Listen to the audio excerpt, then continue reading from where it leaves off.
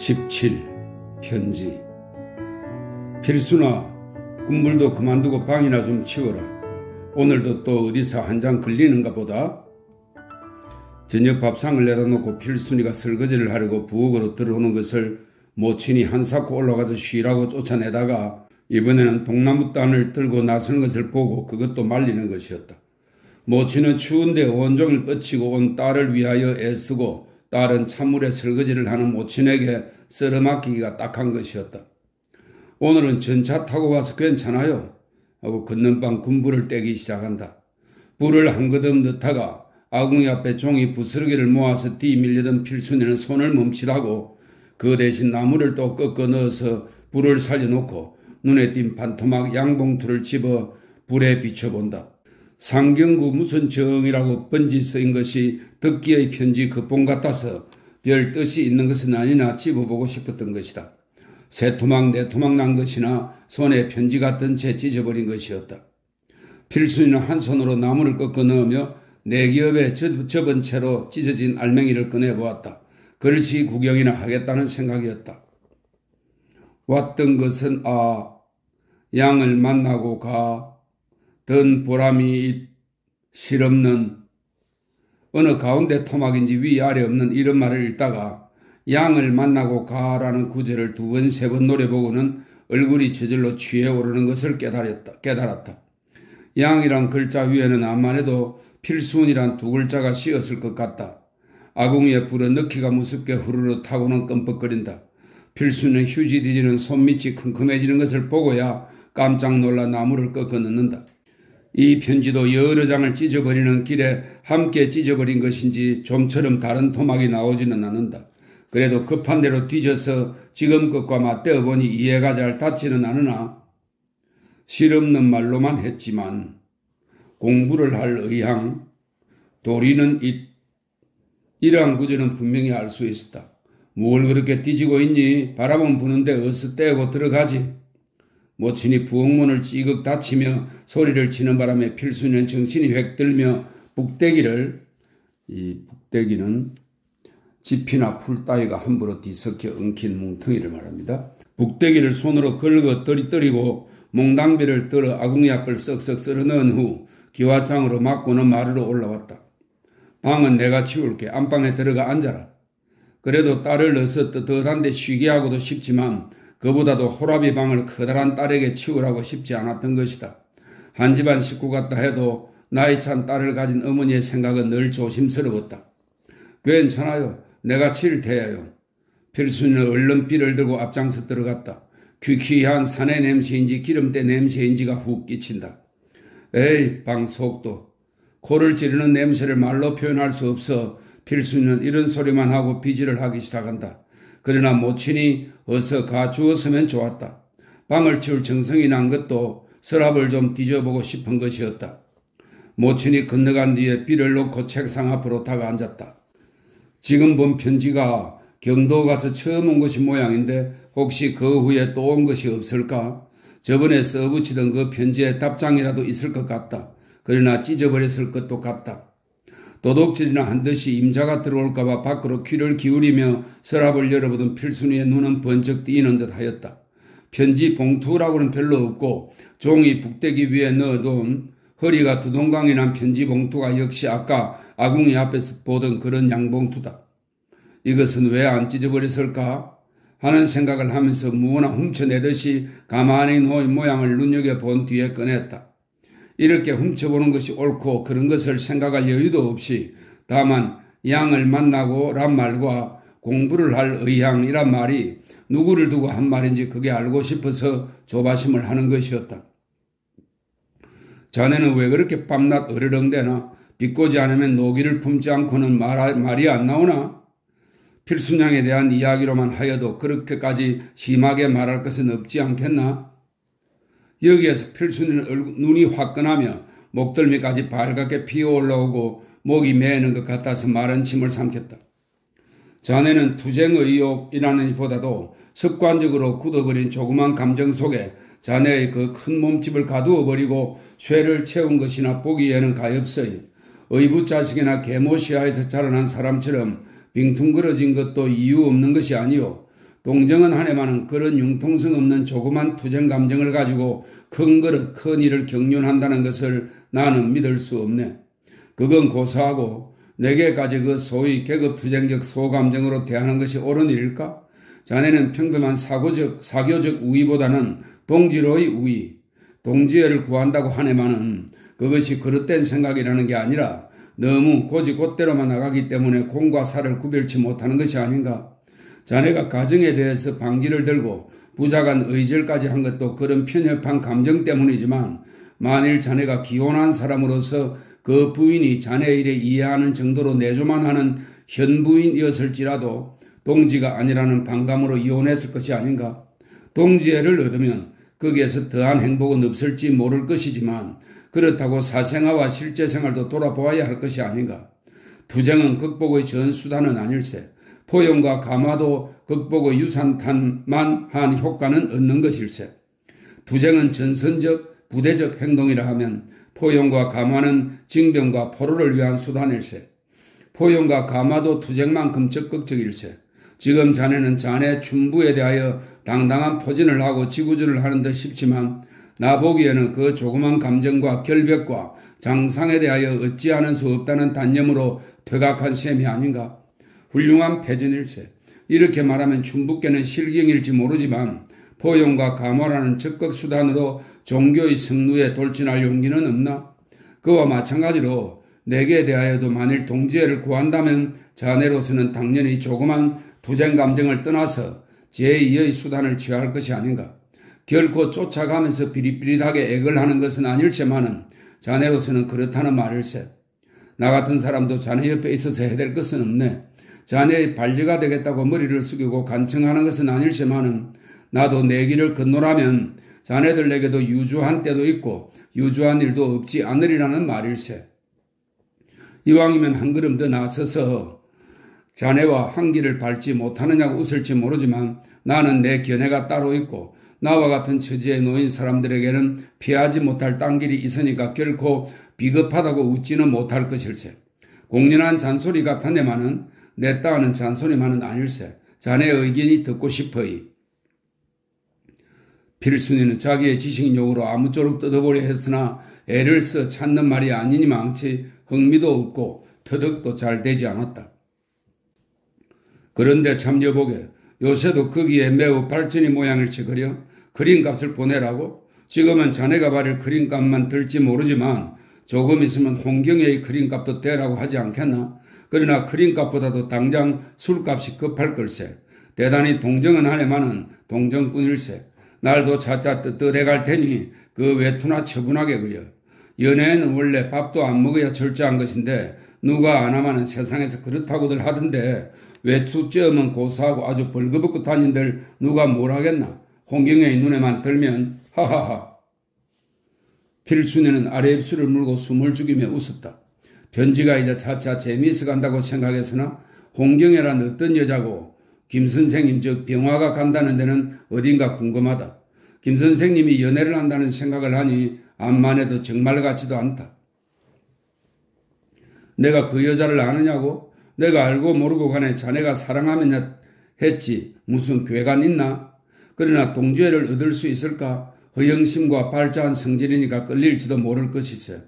돈 없는 남자를 사랑하는 것도 어떤 경우에는 자랑이 되고 자살이라도 해서 신문에 이름이 한번 나와보았으면 좋겠다는 여자도 없지 않은 세상이니까 말일세. 그러나 무척 이지적이면서도 타산적인 여자니까 문지방에 발을 걸쳤다가는 싹 돌아설 여자일세. 깊은 고비에는 결코 들어가지 않을 것이라는 말일세. 그것은 연애에도 그렇고 일에도 그럴 걸세. 그러나 자네로서도 깊은 데까지 끌고 들어갈 거야 뭐 있나? 자진하에 앞장을 서지 않는 한에는 남자로서도 힘에 귀여운 짐을 지워서 되겠나? 더구나 비합법적인 경우에 말일세. 여자는 밥만 짓고 아이만 기르라는 거냐고 흔히 말하되마는 세상에는 밥 짓고 아이 기를 손이 필요한 것을 어떻게 하나? 남자에게 유방이 생기기 전에는 여자의 가정으로부터의 해방이란 관념상 문제가 아닌가? 여자로 하여금 가정을 지키게 할 원칙을 버릴 이유가 어디 있나? 가두에는 남자만 동원해도 될 게 아닌가? 내가 왜 이 말을 했는가? 홍경에게 어린아이가 매달렸다고? 자네는 아는지 모르겠으나 그 아이가 내 동생이라고 그 아이를 못 기를까 보아서 이런 말을 한 것인가? 또 그에게는 노모가 있다고 그 노모를 돌볼 사람이 없을까 보아 이런 말을 했는가? 홍경애가 자네들과 휩쓸려서 무슨 일을 할지 안 할지 그 역시 추측조차 못할 일 아닌가?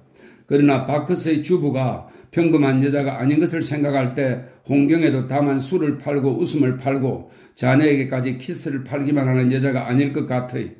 자네 역시 그 주부의 이름조차 누구인지 모를 걸세만은 내가 떠나오던 날 홍경애를 잠깐 만났을 때 떠나올 때 만났다니까 자네는 떼버리고 혼자 바크스에 갔던 줄 알지 모르지만 정거장에 나가는 길에 어린애 병 위문으로 잠깐 들렸을 걸세.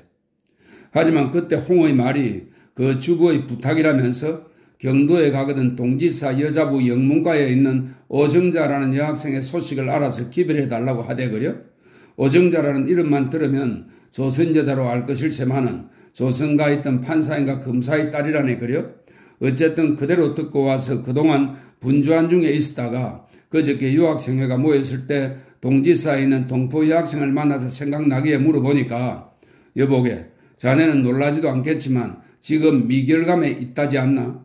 사건은 아직 신문에 해금도 안 되었다대만은 어쨌든 판검사의 딸로서는 의외 아닌가? 그건 고사하고 그 말을 듣고 홍이 자네에게 우박 같은 키스인지 진눈깨비 같은 키스인지를 했다는 말을 생각해보니 거기에 무슨 맥락이 있는 것 같기도 하이. 그야 그 주부라는 사람과 오정자는 오래 연신이 끊였던 것만 보더라도 일가간이라든지 보통 아는 사이일지도 모르지만 필순이는 홍경애라는 여자를 좀 보았으면 하는 생각과 함께 머릿속이 뒤숭숭해졌다. 세상이란 퍽도 복잡하구나 하는 생각도 났다. 공연이 이런 소리를 해서 숙고충비가 되지 않을지 호기심과 정열에 부채질을 하는 셈일세만은 나는 무엇보다도 홍을 거기서 나오게 하고 싶어요. 홍이 무슨 의미로든지 거기 두어서는 좋을 일이 없지 않은가? 자네가 사랑하면 할수록 그렇게 권하게. 또 필순양의 일만 해도 그렇지 않은가? 자네는 자네의 동지로서 지도하고 싶어 할 것이래마는 만일에 자네 친누이나 자네 딸이었으면 어떻게 했을 것인가? 필순이는 가슴이 덜렁하며 한자 한자를 눈으로 짚어가며 읽는다. 자네는 누이 동생 같이 생각한다지 않았나? 그러나 누이 동생 가치와 누이 동생과는 다르지 않은가? 우리는 다만 그의 부모가 원하는 대로 맡겨둘 것이요. 그 자신이 걷고자 하는 길을 열어주도록 하는 이외에 남의 생활에 간섭할 것이 아닐세. 인생에 대한 경험이 없는 어린 애를 자기의 뒤틀린 환경에서 얻은 경험이나 사상이나 습관 속에 몰아넣으려는 것은 죄악이요. 모든 비극은 여기서 시작되는 것이라고 생각하네. 또 한 가지 생각할 것은 청춘의 꿈은 그것이 꿈이라 해서 경멸해서는 안 될 걸세. 조만간 꿈에서 깰 것이요. 꿈에서 깨면 환멸의 비애를 느낄 것이니까 애당초 꿈을 꾸지 말게 하거나 혹은 얼른 꿈에서 깨게 하겠다는 것도 몹쓸 생각일세. 피어나는 청춘의 꿈을 왜 미리 깨우리나? 조금이라도 더 꾸게 내버려 두는 것이 먼저 살아온 사람의 의무는 아닐까? 인생에 있어서 청춘의 꿈을 빼놓고 또다시 행복이 있을 것인가? 청춘의 꿈을 애초에 빼앗아 버린다는 것은 긴 일평생에서 그 짧은 행복의 시간까지를 빼앗는 것일세. 인생에 있어서 꿈 외에 행복을 찾을 때가 다시 없기 때문일세. 현실에서 만족을 얻을 아무것도 없고 아무 수단도 사람에게는 없거니와 설사 현실에서 만족을 얻는다 해도 그것은 행복이 아니라 다시 더 높은 행복의 출발점밖에 안 되는 것일세. 그러면 다시 새로운 더 높은 행복을 바라는 마음, 그것은 무엇인가? 꿈이 아닌가? 공상, 환상, 몽상일세. 그러므로 행복은 언제나 현실적인 것이 아니라 실현의 과정에서 경험하는 불만과 갈망과 노력에서 맛보는 것이라고 생각하네. 그렇지 않고서는 이 괴로운 세상을 어떻게 산단 말인가? 또 잔소리가 길어졌네마는 20도 못된 젊은 처녀에게서 꿈 중에도 제일 행복스러운 청춘의 꿈을 빼앗거나 깨뜨리지를 말게. 그의 운명에 대하여 간섭하지를 말게. 만일에 친절하거든 그 꿈에서 저절로 깨어날 채 그 몹쓸 절망에 빠지지 않을 만큼 마음의 준비를 하도록 지도해 줄 필요가 있을 걸세. 이것도 여담일세만은 오늘 온 신문을 보니 서울서 양가의 부녀자가 정사를 하였다고 뒤떠들지 않았나? 그것이 소위 연애의 극치를 찾는 이성간의 순정적 정사로 볼 것도 못되면 물론일세. 또 여러 가지 원인을 주어 섬기는 속에는 어찌할 수 없는 성격적 결함이라는 것도 한 가지 칠 것이요. 생리적 조건이라든지 기후관계 같은 것, 여성의 특수성, 이러한 것들을 헤아릴지도 모르네. 그렇지만 무엇보다도 앞서 산 사람이 자기의 뒤틀린 경험과 사상과 습관 속에 뒤에 오는 사람을 가두어 넣으려 하는 데서 그 비극의 씨를 뿌려가지고 청춘의 꿈이 깰 때 어떻게 집심하고 조신하겠는가 하는 마음의 준비를 시켜주지 못하고 방임했던 실책에서 그 열매를 거둔 것이나 아닐까? 이것이 너무나 실제에 먼 관념론이라 할까? 만일 나의 이 의견과 이 관찰이 옳다면, 그리고 자네가 정말 필순양을 누이 동생같이 사랑한다면 자네의 인생관이나 자네의 사회관 속에 들어와서 자네 생활을 생활하라고 강제해서는 안 될 것일세. 그것은 너무나 극단이요, 자기만을 살리는 이기적 충동이요, 남의 생명의 존재를 무시하는 것일세. 그가 그대로 자란 뒤에 자주적, 자발적으로 자네의 길을 함께 걷는 것은 상관없지만 지금부터 서둘러서 피어날 꽃에 찬스를 맞춰 떨어뜨려 버린다면 그것은 얼마나 애처로운 일인가. 꿈을 꾸는 대로 내버려 두라는 말일세. 청춘을 행복한 꿈속에 안온히 평화롭게 즐기게 하라는 말일세. 자네는 내가 왜 이처럼 필순양에게 열심이냐고 의심하는 모양이되마는 길 가는 손이 바위 틈에 솟아난 가련한 꽃 한 송이를 끊는 것은 욕심이요 죄일지 몰라도 아름다운 것을 아름답다고 느끼지 말라는 것도 안 될 일이요. 흑안준 복두다 주고 가기로 그것을 뒷날에 크거든 화초분을 가지고 와서 모종내갈 더러운 이해타산으로만 보는 것은 보는 사람의 자유라 해도 너무나 몰풍치, 몰인정한 일이 아닌가. 필순이가 여기까지 읽는 동안에 모친은 안방에서 어서 치우고 건너오라고 두 번이나 소리를 쳤다.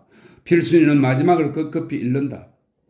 장장이 허리가 두 동강 난 것을 물려가며 이어보기에 필순이는 애를 썼으나 그래도 자기에게 관한 말은 어렴풋이라도 짐작이 들었다.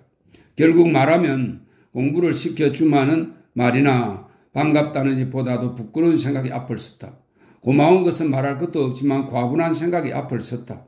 내까지 것을 뭘 보고, 더구나 얼마 사귄 것도 아닌데 그렇게까지 굴까? 지나는 나그네가 바위 틈에 돋아난 꽃 한 송이를 아름답다고 못할 게 무엇 있으며 흑안준 복도기로 그것을 욕심이 시키는 일이라고만 하느냐고 책망한 말을 필순이는 보고 또 보고 하다가는 자기의 얼굴을 머릿속에 그려보았다. 내가 꽃일까? 이런 꽃이 어디 있을꼬? 거울을 보지 않아도 핏기 하나 없는 팔초한 이 얼굴이다. 이 팔초하다는 얼굴이 좁고 아래턱이 뾰족하다는 그런 뜻입니다. 팔초한 이 얼굴이다. 필순이의 머리에는 추석 뒤에 배 틀어진 상국과 한 송이가 부연 햇발을 받으며 간들거리는 양이 떠올랐다. 혼자 어이없는 웃음을 해주고 웃다가 자기 손에 눈이 띄자 얼굴이 혼자 붉어졌다. 몇 천만의 나무를 사람이 이 손으로 만든 고무신을 신고 다니는지, 피가 마르니 뼈가 굵어졌는지 뼈마디가 불퉁겨지니, 불퉁겨지니는 툭 튀어나오다는 뜻입니다. 불퉁겨지니 피가 속으로 스쳤는지 전차 속에서도 깍지에 매달리면 손이 창피하여 한 구석에 기대어 섰는 요새의 필순이다. 어쨌든 이 손이 유공하다. 네다섯 식구가 이 손으로 1년 동안이나 입에 풀칠을 해왔다. 그러나 내가 공부를 한다면 누가 벌어먹을꼬? 필순이는 손 부끄러운 생각을 하다가 이런 실제 문제가 머리에 떠올자 가슴이 답답했다. 뭘 그렇게 하는 거냐? 냉돌에 앉아서 모친이 안방문을 여닫는 소리가 난다. 필순이는 마침 접어놓은 두 쪽 봉투를 서랍에 들이뜨리고 얼른 쓰레기를 쓰레받기에 걸어놓았다. 뭘 하고 있니? 모친은 방문을 열고 들여다본다. 신문 좀 보았어요. 필순이는 쓰레받기와 비를 좌우손에 들고 나오면서도 병화가 들어와서 그 편지를 꺼내본 줄 알지는 않을까 좀 애도서였다. 그러나 어째서 그건 찢다가 말고 넣어두었노? 나를 보이려고 넣어두었나? 하는 생각도 들었다. 아버지께서는 왜 이리 늦으시노? 필순이는 모친과 마주 반지꼬리를 끌어다 놓고 앉으며 혼자 말을 했다. 또 김선생과 술타적이나 하고 다니시는 게지? 모친은 못마땅하다는 듯이 이런 소리를 한다. 모친으로 생각하면 시집갈 대가리 큰 딸년을 내놓아서 벌어먹는다는 것이 그나마 죽술도 제대로 흘려넣지 못하는 터에 남편이라고 한다는 일이 객정케 형사들이나 뒤밟는 짓이요. 죽치고 들이 엎딘 때에는 손 10개를 늘어뜨리고 앉았지 않으면 술이나 얻어걸려서 늦게 들어와 주정을 해대니 50줄에 든 사람이 이 판에 벌이 구멍이 입에 맞는 떡으로 있을 리는 없지만 그래도 무슨 변통성이 좀 있어야 365일에 하루라도 사는 듯한 날이 있겠건만 앞일을 생각하면 캄캄하다. 아버지들 화가 나시니까 그렇지요. 필순이는 어머니도 동정하지만 아버지 사정도 동정 안 할 수 없다. 화난다고 계집 자식은 입에 물 한 모금이 안 들어가도 술만 잡수고 다니면 되겠니? 그야 돈 가지고 잡숫나요? 생기니까 잡숫지. 그러니 말이다. 술을 사준다거든 저 자식 굶겨놓고 술 먹겠다고 대전을 달라지. 이 대전은 물건 대신으로 주는 돈입니다. 대전을 달라지. 에구 어머니도 남부 그렇게 그런 말이 나와요? 하고 필순이는 웃어버린다. 그는 그렇지. 술을 사달려면 사주어도 밥 한 끼 먹이라면 눈을 찌푸리는 법이지만 하고 모친도 웃고 말았다. 필순이는 내일 신고 갈 버선을 감치면서 잠자코 앉았다. 머리에는 어리둥절하게 편지 사연의 구절구절이 떠올라왔다. 그러나 어떻게 할까 하는 분명한 생각이라고는 하나도 나지를 않는다. 그러면서도 어쨌든 이때까지 비었던 마음의 한 구석이 덤부욱이 차진 것 같이 든든했다. 실상은 지금까지 자기 마음의 한 구석이 비었든지 찼든지도 몰랐다가 그 무엇인지 자리를 잡고 들어왔으니까 비로소 한 구석이 비었던 거구나 하는 생각이 드는 것이다. 어쨌든 이 세상에 자기의 행복을 축소하는 사람이 의외의 곳에 살아있구나 하는 생각을 하면 희한하기도 하고 부끄러우면서도 기쁘다. 행복스러운 청춘의 꿈을 꾸게 하게. 필순의 머리는 또 이런 편지 구절이 떠올라왔다. 그러나 어떤 게 행복스러운 청춘의 꿈일고 필순이는 무엇이 그 꿈인지 알 수 없다. 지금 당장 자기가 청춘의 꿈을 행복스러이 꾸는 줄은 깨닫지 못한다. 18. 바깥에. 자, 보고를 하세요. 무슨 보고? 몰라요. 하고 경혜는 앵돌아져 보인다. 남의 부탁은 하나도 안 들어주고 누가 안 들어주려나 잠깐 잊었지. 하며 병화는 웃다가 그렇게 몸이 달거든 뭐뭐 유치원에 가보시오. 하고 또 웃어버린다. 그런 데 있는 것이야? 그런 데 있는 것이야. 경혜의 코 섬치는 양이 우스워서 병화도 까짜를 올리듯이 까짜를 올리다는 추어 올리는 말로 남을 놀리다는 뜻입니다. 까짜를 올리듯이 이렇게 대꾸를 한다. 이름은 그렇게 쉽게 거저대 줄 수야 있나? 나도 기밀비를 상당히 쓰고 반나절이나 다리품을 팔고 얻은 래퍼인데 래퍼들은 리포터 즉 정보라는 뜻입니다. 만나보았소? 예쁩디까? 쫓아가 보았지. 절세 미인이띠다. 대답이 너무 허청 나오는 것 같아서 경혜는 도리어 김이 빠졌다. 어쨌든 그 여자가 뭐뭐 유치원에 다니는 것은 사실일 듯 싶으나 그렇다면 매당집인가 하는 술집에 드나드는 여자련이 하던 추측과는 틀렸을 뿐 아니라 듣고 보니 의외의 질투 비슷한 생각이 들었다. 사실고 보면 떠내기로 노는 계집과 달라서 자기와 얼마쯤 경쟁적 적수가 될 것이요.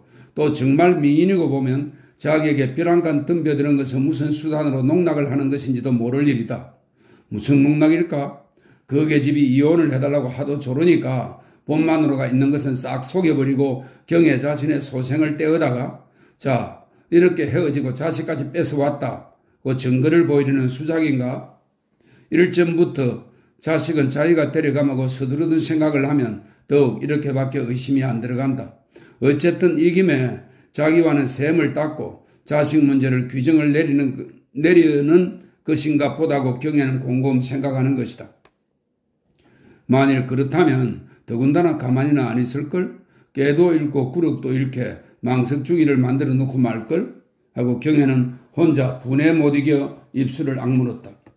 그래, 아범이 일러줍디까? 나 좀 못 만나볼까? 경혜는 열심으로 물으니까 글쎄 뭐뭐 유치원으로 쫓아가서 김의경이만 찾으면 당장일걸? 하고 병화는 축여내는 눈치다. 병화의 말을 들으면 어젯밤에 경혜와 헤어진 뒤에 술을 한 잔 더 먹고 싶으나 집으로 나가서 필순이의 부친을 끌고 나오기도 싫고 동지를 찾아가서 끌고 다니는 것도 요새 형편에 더욱 안 되었고 해서 종로 바닥을 빙빙 돌다가 경혜의 부탁을 생각하고는 화계동으로 박하대를 찾아갔더라는 거다. 물론 박하대에게 선신도 쓸 겸 주붕으로 선술집이나 끌고 갈까 하는 생각이 더 기나였던 것이다.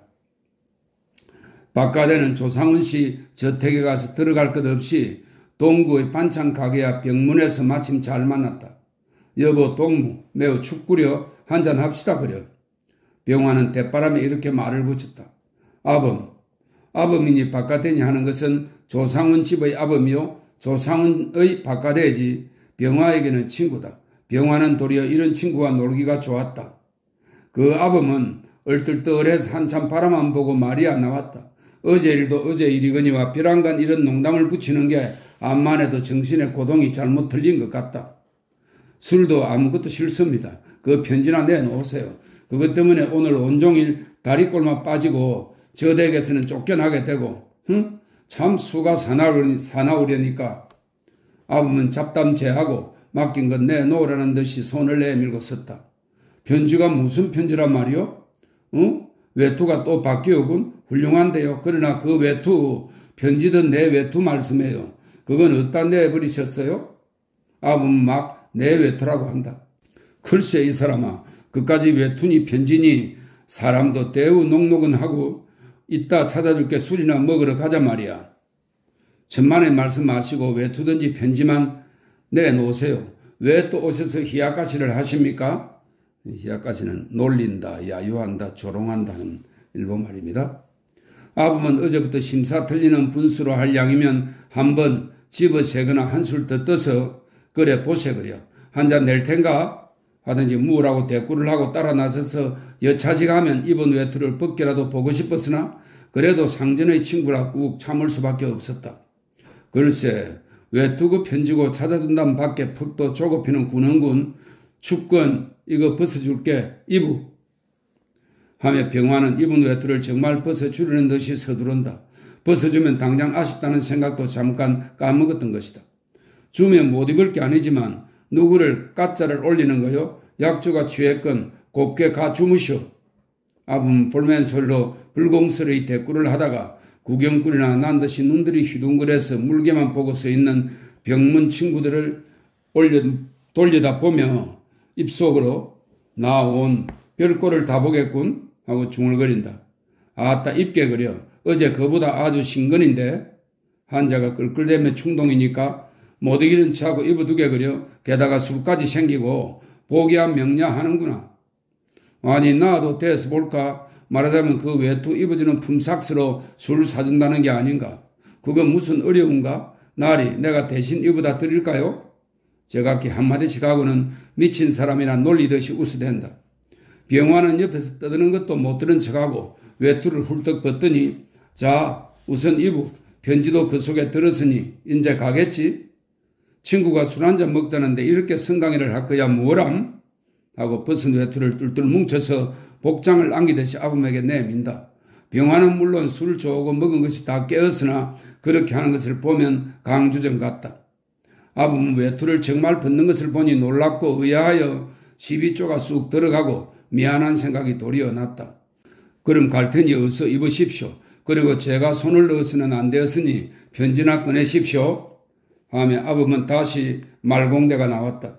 주머니 속에 편지가 도망갈 리는 없으니 자 가세. 하고 병화는 외투를 뭉뚱그려 든 채 앞장을 섰다. 아범도 헛기침을 하고 따라섰다. 이왕이면 외투도 입게 떼어 쓰게 그려. 술 사달라고 조르는 놈은 보았어도 술 사줌하고 시비하는 사람은 요새 세상에 좀 보기 힘든데 부처님 가운데 토막이로군. 아따 우리 같은 막버리꾼하고 술집에 같이 들어서기가 싫으니까 모양을 내서 때리고 가자는 말인 게지. 선배로 가나? 괭이 털은 내 뭘 해? 제 꼴은 얼마나 얌전하기야. 어쨌든 땡일세. 나도 어디 밤새고 서있어 볼까? 혹시 그런 활불이라도 걸릴지? 옳은 말일세. 꼼짝 말고 그대로 섰게. 동명태가 되면 새벽녘쯤 경성부에서 들것을 들고 모시러 올 테니 고택골 나가다가 막걸리 한 잔 먹여줌세 그려. 뒤 남은 병문 친구들은 두 사람이 화계동 마루턱으로 우중우중 내려가는 것을 부러운 듯이 바라보며 팔짱을 끼고 이런 객담을 입심 좋게 주거니 받거니 하는 것이다. 술을 5, 6배나 먹도록 아부면 첫 잔부터 그렇게 못 먹는 뎁쇼 그렇게 못 먹는 뎁쇼 하고 사양을 하였으나 그 외에는 군소리 한마디 없이 넙죽 잘 먹었다. 우리 인사하고 지냄새. 병화는 이제야 생각난 듯이 말을 걸었다. 천만의 말씀이십니다. 저는 원삼이라고 합니다. 그 아범은 꾸벅하였다. 나는 김병화요. 그러나 성은 없단 말이요. 원시란 말이요. 술층에 앉아있는 주인은 두 사람의 수작에 싱긋 웃었다. 들어올 때부터 양복쟁이는 이 추운 날 외투를 뚫뚫 말아들고 서로 입으라고 미는 양이 우습었지만 실컷 먹다가 이제야 통성명하는 것도 우습었다. 네, 제 성은 긴가 있지요. 저도 꼴은 이렇습니다마는 청풍긴가랍니다. 원삼이는 술이 들어가니까 마음이 확 풀려서 이런 소리도 했다. 알고 보니 우리 종시로군. 하지만 꼴이 이렇다니 어때서 말이오? 청풍긴가면 또 어떻단 말이오? 하고 병화는 웃었다. 일자 무식으로 남의 행랑살이나 다니니 말씀입죠? 구차하면 그걸 못 읽고 그걸 못 읽으면 무식까지 별 수 있어. 하지만 청풍김가라는 것이 자랑이 아닌 것처럼 무식한 것도 흉이 아니오. 남의 행랑살이를 하기로 내 노력 팔아먹는데 부끄러울 거 있어. 놀고 먹고 내가 바르지 못하면 부끄럽겠지만. 병화는 평범한 말이나 힘을 주어서 가르치듯이 말하였다. 그 언성이 매우 친절한데 원삼이는 감동되었다느니 보다는 고마웠다. 그야 그렇지요만 원삼이는 좀 더 말이 하고 싶으나 자기 뜻을 말로 표현할 줄 몰랐다. 무식한 것이 걱정이면 내가 가르쳐 주리다. 사신문장이란 이 옛적에만 있는 것이 아니니까 말이 그렇지 이 나이에 그게 무에 되겠습니까? 그저 간신히 기성명이나 하니 그대로 늙어 죽는 것이지만 어린 놈이나 남과 같이 가르쳐 보고 싶습니다. 그것도 좋은 말이야. 더구나 기성명을 하는 다음에야 통감 세체근까지는 배웠더랍니다마는 20년을 이렇게 살아오니 무에 남았겠습니까? 그저 목불 식증은 면하였지만요. 아범은 문자를 한 번 쓰면 자탄과 자긍이 뒤섞인 소리를 한다. 그럼 염려 없소. 넉넉히 책을 볼 것이니 내 요담 올제 책을 가져다 줄게 읽어보시오. 공부라는 것은 사서삼경을 배워야 마시오. 아무 책이나 잡지 같은 것이라도 소일 삼아 보아 지식이 느는 것이 아니오. 자식을 가르치려도 세상 물정을 알아야 아니하오. 이러다 뿐이겠습니까? 원삼이는 제가 판무식이 아니라는 자랑 끝에 붙인 데까지도 글자나 하는 집안이라는 자랑을 하고 싶었으나 병화의 말이 다른 데로 새니까 원삼이도 얼점얼점 대꾸만 해두었다. 제 이름도 원래 원삼이는 아니랍니다. 확률자를 맞추어서 분명히 지었으나 서울 올라와서 이 지경이 되니까 일가고 뭐고 다 끊어버리고 아주 숨어버리느라고. 원삼이는 그래도 자기의 건지가 그렇지 않다는 것을 이야기하고 싶어 했다. 또 청풍김씨가 나오는구려. 이름은 부르는 자의 이름이지 족보 놓고 골라내자는 이름이겠소?